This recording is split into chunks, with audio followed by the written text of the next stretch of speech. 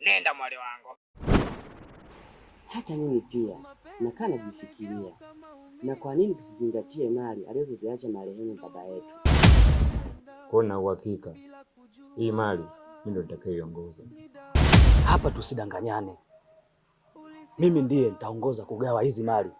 Na pia una wasiwasi sana juu yao, wanaweza wakapeana sumu juu. Tangu mwanzo nimekwambia sitaki umsaidie mtu katika ile familia. Maana kwa macho ya kawaida dada yako haonekani kabisa kujihusisha na hayo mambo. Naomba ukamwambie dada yako hicho kitu anachozani si kitu rahisi. Sasa ondoka.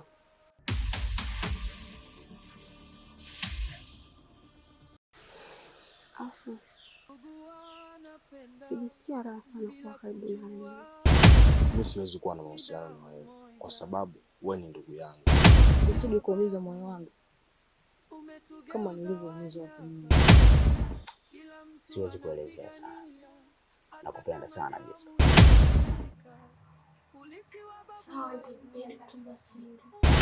Najua si rahisi kwa mtu kama mimi kutoka sehemu moja kwenda sehemu nyingine, hasa kwa mtu aliyewahi kuumizwa na mapenzi. Nilikuwa naomba nikutane mtoni mara moja. Nilikuwa na shida na kuzungumza na wewe. Mioyo imejaa sumu.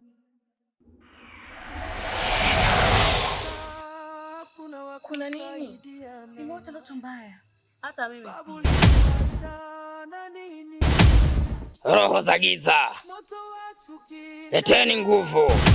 Dada, umri wote huu unaweza kuniuliza swali kama hilo? Mimi nimetoka hapa, alafu ina maana mimi nishavuka chini ya miaka 18. Kwa nini ninachokifanya najitambua na nijielewa. Bwana Bato, sisi binadamu ni kama majani, tunamea, tunanyauka, kisha tunapotea kabisa. Ndio maana hata katika urithi alituandika wajukuu zake, yote kwa sababu ya mapenzi tu na upendo. Na ndio maana mimi nipo hapa. Kesho alfajiri, baada ya jogoo wa kwanza na wa pili, naomba tuonane katikati ya mti mkubwa